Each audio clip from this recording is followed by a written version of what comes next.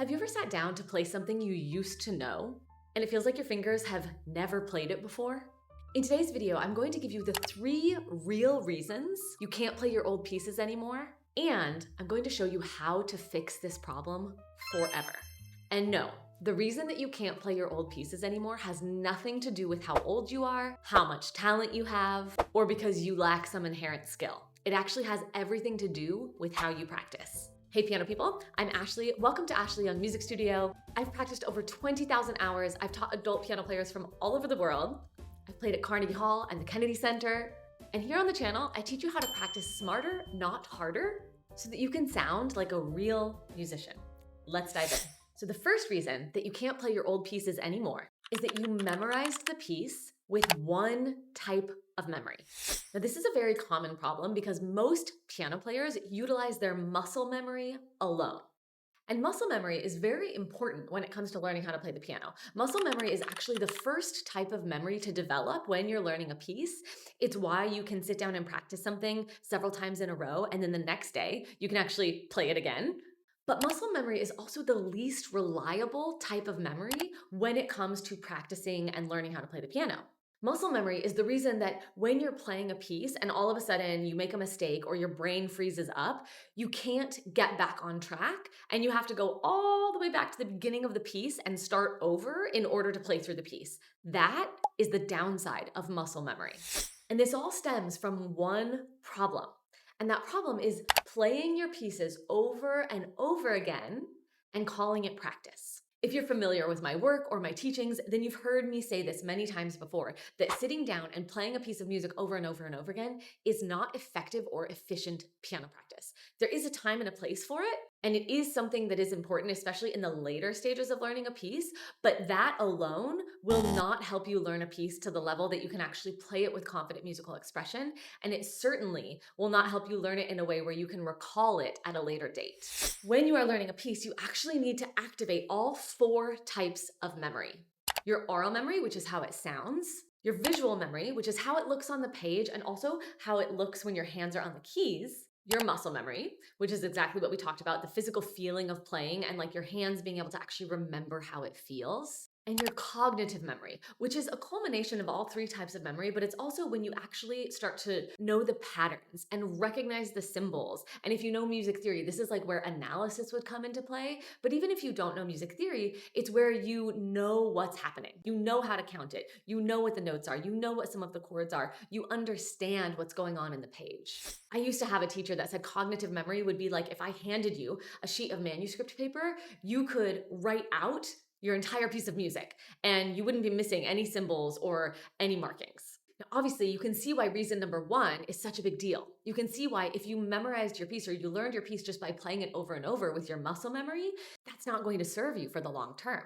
And the fix for this is to use revolutionary practice methods that help you work on the other types of memory. So we don't just want to sit down and play things over and over again. We want to work in small sections. We want to use the post-it method, practice things in rhythms, and basically any other type of practice method that will help all 4 types of memory get locked in.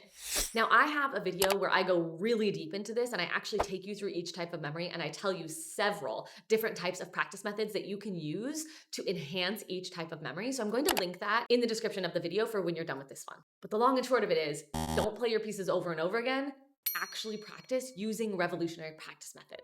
And if you're getting anything out of this video, make sure to give it a thumbs up, comment below, and let me know what you're learning, what aha moments have you had. Make sure to subscribe to the channel so that you don't miss out on any of these videos that I release regularly. And then do me a huge favor, copy the link and share it with either another piano player that you know or in a community of piano players, whether that's on Facebook or Reddit or in a group chat.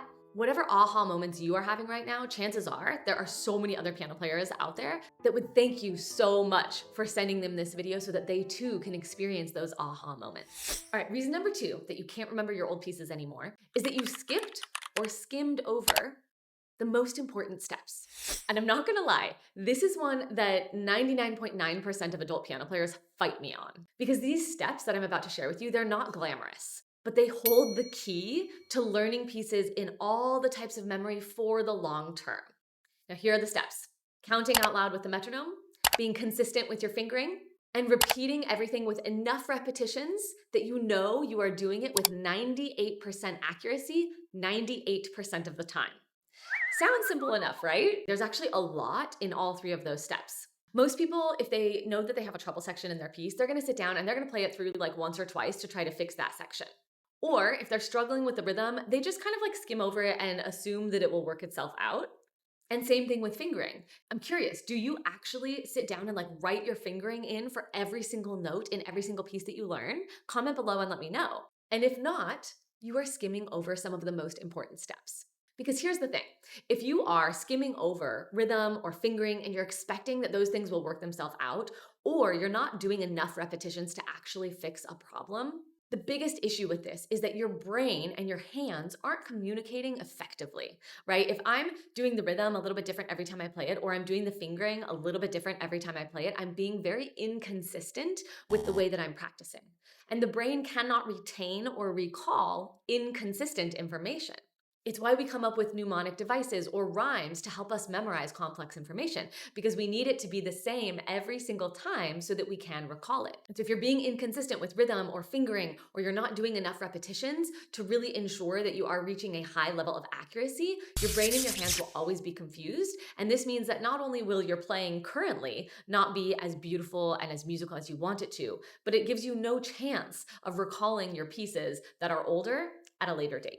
Now, my most successful students, the ones who can record their performances or play in front of others with confidence and keep their pieces for the long term, they know that these steps are non-negotiable, even though they are not the most glamorous steps. And they're willing to spend the required time on these steps because they know that in the long term of learning a piece, it's actually going to save them a lot of time because they're not going to have to go back and fix mistakes later. Skipping these steps is kind of like building a house on gravel. It might look okay at first, but months later, you can't remember any of it. So make sure to focus on rhythm and fingering and be consistent and do enough repetitions of the treble spots that you know you're achieving 98% accuracy. Now, I break all of this down plus more, the entire order that you're supposed to go in the confidence roadmap, and I will link that in the description below. If you don't already have it, it's like the foolproof plan. It shows you how to learn any piece from the ground up with confidence, step by step, and it ensures that you don't miss any of these foundational steps so that you're not building your house on gravel. Reason number 3 that you can't remember your old pieces anymore is that your expectations are not lined up with reality. Now, here's the truth that I don't hear a lot of people say out loud. Even professional pianists can't remember everything they've ever played. It's impossible and it's unrealistic. And even during the season of my life when I was practicing literally 8 hours a day and constantly performing, and I literally spent my life at the piano, I still had to practice to maintain my repertoire. And even now, there's hours and hours and hours of pieces that I've memorized that I've performed at a very high level or competed with, and I can't pull them out without putting some conscious thought into it. So I want you to adjust your expectations slightly because it's unrealistic for you to think that you could at any given moment pull out any piece that you've ever learned. There is some maintenance required in order to be able to play old pieces at the drop of a hat.